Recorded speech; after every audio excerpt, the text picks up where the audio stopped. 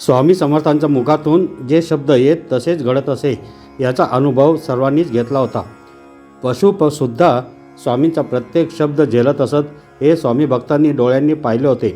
संस्थानचे बंबगार्ड साहेब जे होते त्यांनी एका माकडीनेला पाळले होते. तिचे नाव होते सुंदरी. ती बेफाम झाली होती. लोकांच्या अंगावर धावून जायची आणि चावायची. स्वतः बंबगार्ड साहेबांना चावण्याचा तिने 2-4 वेळा प्रयत्न केला होता. तेव्हा साहेबांनी शिपायांना सांगितले की हिला गोळ्या घालून ठार मारा. शिपाई आपल्याला बंदुकीने ठार मारणार हे पाहिल्यावर ती स्वामींपाशी धावत आली. स्वामी म्हणाले, आजपासून कुणाला चावलीस तर तुला फोडून काढीन.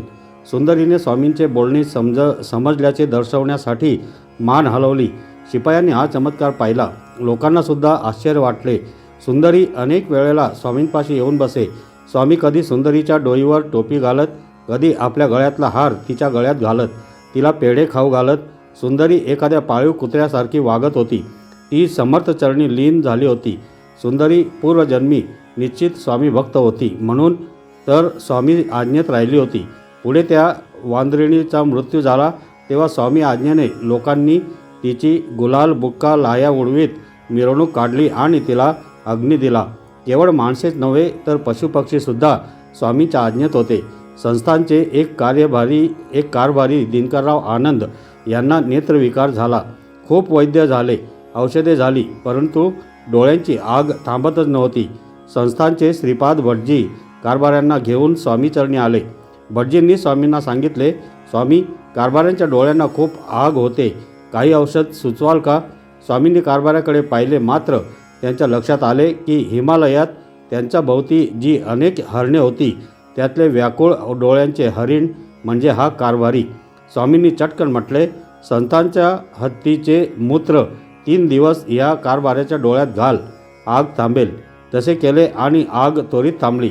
याचा अर्थ असा होता की स्वामी जे काही बोलत तसेच घडत होते.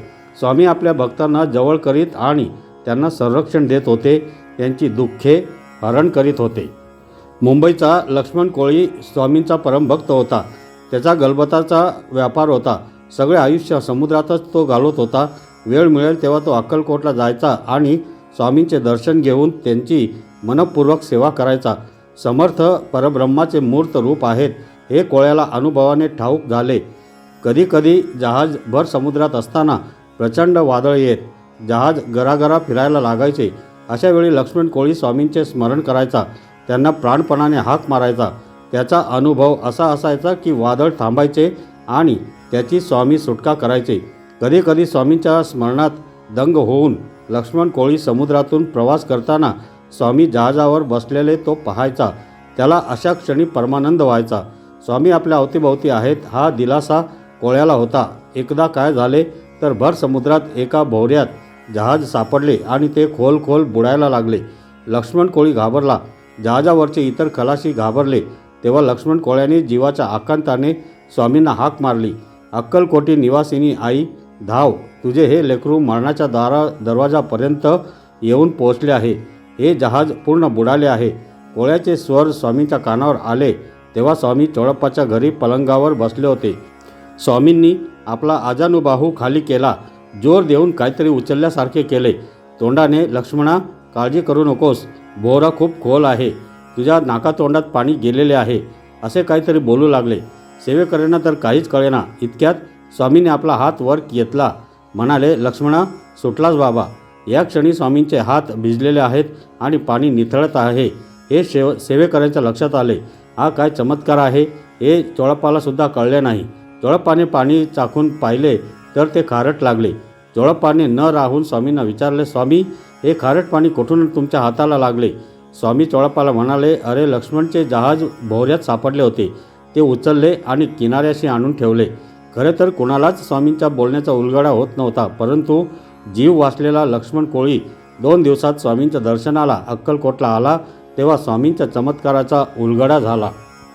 मारवाड प्रांतातला एक तरुण मारवाडी स्वामी समर्थांची कीर्ती ऐकून अक्कलकोटात आला आणि स्वामींची ती दिव्य तेजस्वी मूर्ती पाहून आनंदाने अक्षरशः नाचू लागला.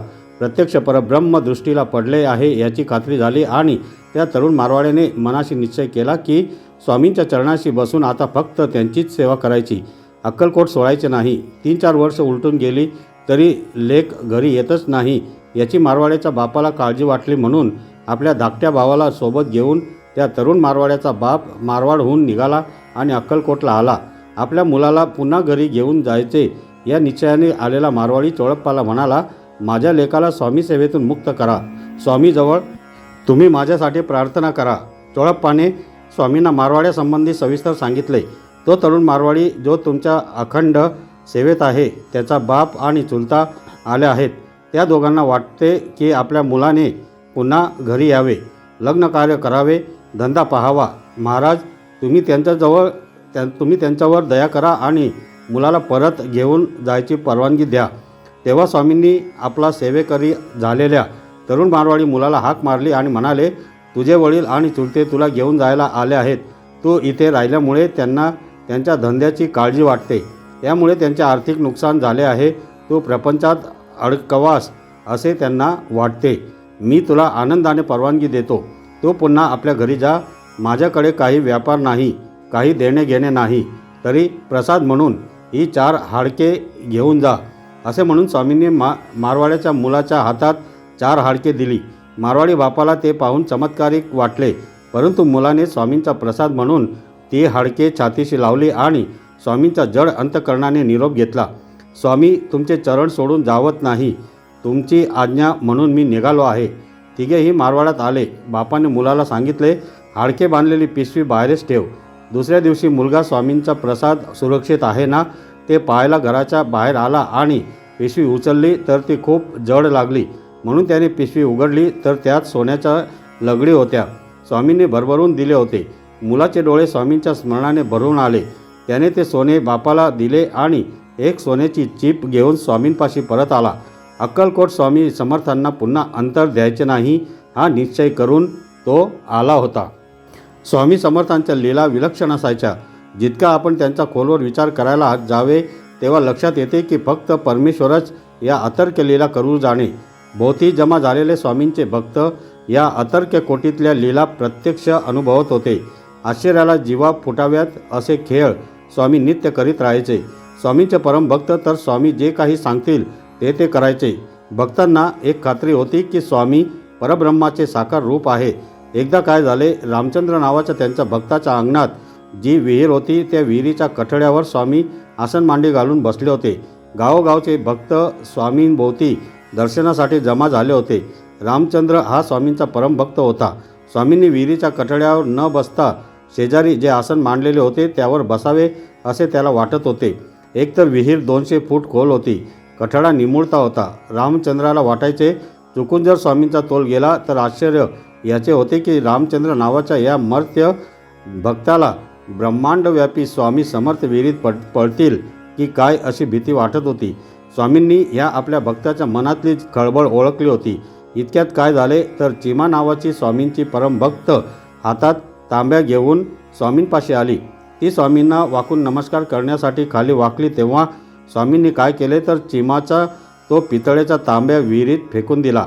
चिमा रडू लागली आणि म्हणू लागली, स्वामी, तुम्ही माझा तांब्या विहिरीत फेकून दिलात. एकुलता एक तांब्या माझ्यापाशी होता. आता मी पाणी कशी पिणार? स्वामी तिला म्हणाले, तुला तांब्या हवा असेल तर विहिरीत उडी टाक आणि तांब्या काढून घे. चिमाने पुढचा मागचा विचार अजिबात न करता धाडकन विहिरीत उडी टाकली. धपकन पडल्याचा आवाज त्या खोल विहिरीतून आला. तिने स्वामी आज्ञा पाळली होती. लोकांना काळजी वाटू लागली म्हणून दोर लावून विहिरीत उतरायची ते तयारी करू लागले. स्वामींनी त्यांना आज्ञा केली की चिमाला कुणीही काढू नका, ती कशाने बुडेल, येईल वरती. स्वामी असे म्हणेपर्यंत चिमा आपला तांब्या घेऊन वरती आली. तांब्यातल्या पाण्याने तिने स्वामींचे पाय धुतले. पदराने स्वामींचे चरण हलक्या हाताने पुसले. लोकांना आश्चर्याचा धक्का बसला. स्वामी कृपेने चिमा तेजाने इतकी चमकत होती की जणू स्वामींनी स्त्री रूप धारण केलेले आहे. भगवंत चिंतनात अखंड दंग असणारा एक गोसावी तीर्थयात्रा करीत थेट रामेश्वरापर्यंत पोहोचला. अनेक दिवसांच्या प्रवासामुळे तो खूप थकला होता. त्याच्या अंगात त्राण शिल्लक नव्हते. त्यातच या गोसाव्याला जलोदर झाला.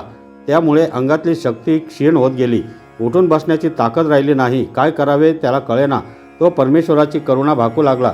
एके रात्री त्याला स्वप्नदृष्टांत झाला. एक तेजपुंज संन्यासी स्वप्नात येऊन गोसाव्याला म्हणाला की अक्कलकोटला स्वामींकडे जा, तुला बरे वाटेल.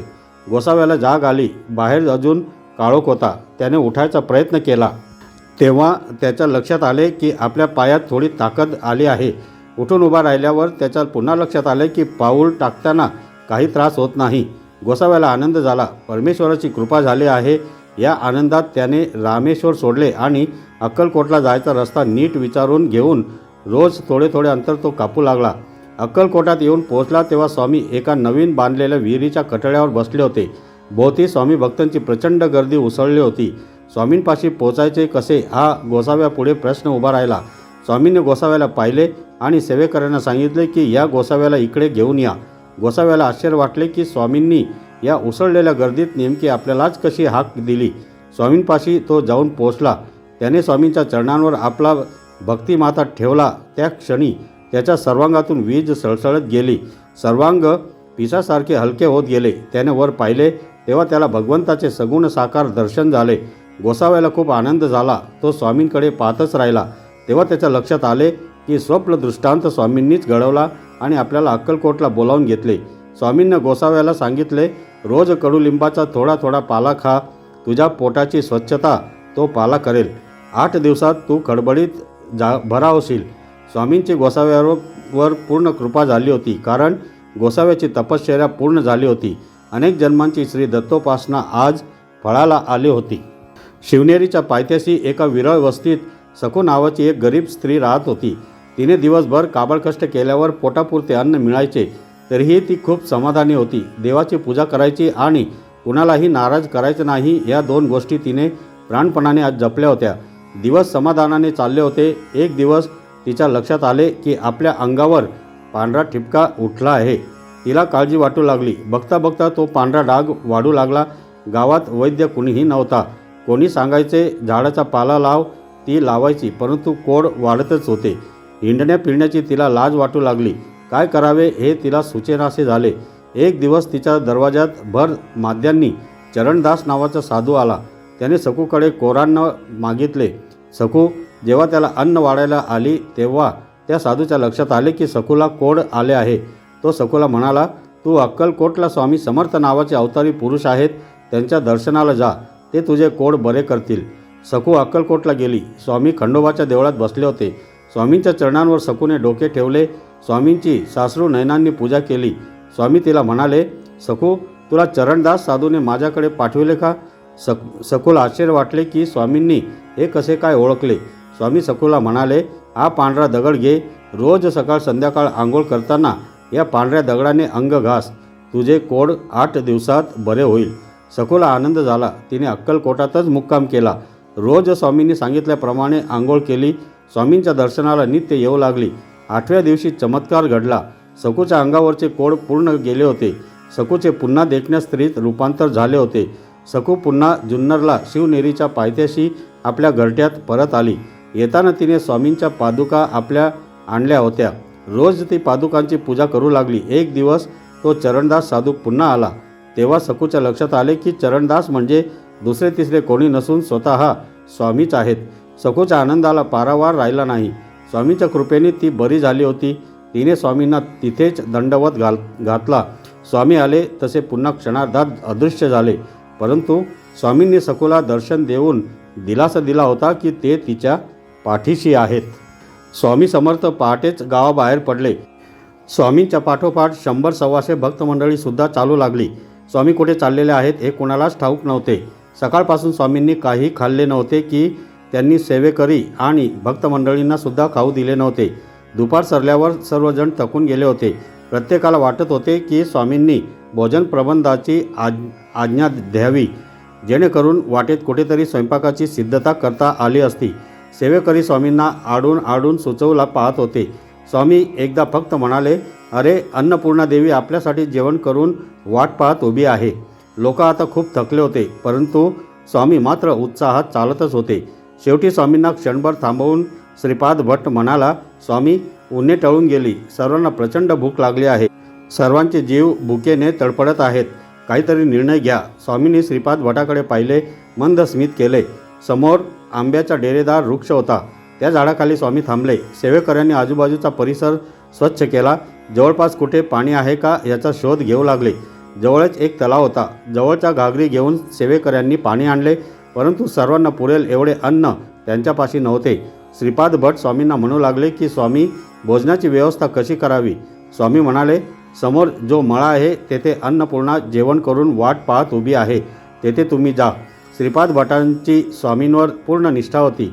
समोरच्या मळ्यात 100-125 माणसांचे भोजन करून कोण वाट पाहत असणार असा विचार त्यांच्या मनात आला नाही. 5-6 सेवेकऱ्यांना घेऊन श्रीपाद भट्ट समोरच्या मळ्यात गेले तेव्हा त्यांना आश्चर्याचा धक्काच बसला. एक तेजपुंज मध्यमवयीन स्त्री मळ्यात उभी होती. श्रीपाद भट तेव्हा त्या स्त्रीला म्हणाले, येथून गाव जवळ आहे का? आम्हा सर्वांना खूप भुका लागल्या आहेत. काही अन्नाची सोय होईल का? ते आम्ही पाहतो आहोत. तेव्हा ती पोक्तबाई म्हणाली, मी 125 लोकांचे जेवण करून वाट पाहत इथे उभी आहे. हे जेवण तुम्ही घेऊन जा. सर्वांनी अन्नाची तपेली उचलली आणि पुन्हा आंब्याच्या झाडाखाली यायला निघाले. स्वामींचे शब्द खरे ठरले होते. नाशिकमध्ये बाबा घोलप नावाचे एक वेदशास्त्र संपन्न यजुर्वेदी ब्राह्मण राहत होते. त्यांनी अनेक वर्ष तपश्चर्या केली. अत्यंत विद्वान असलेल्या या ब्राह्मणाची कीर्ती सर्वत्र पसरली होती.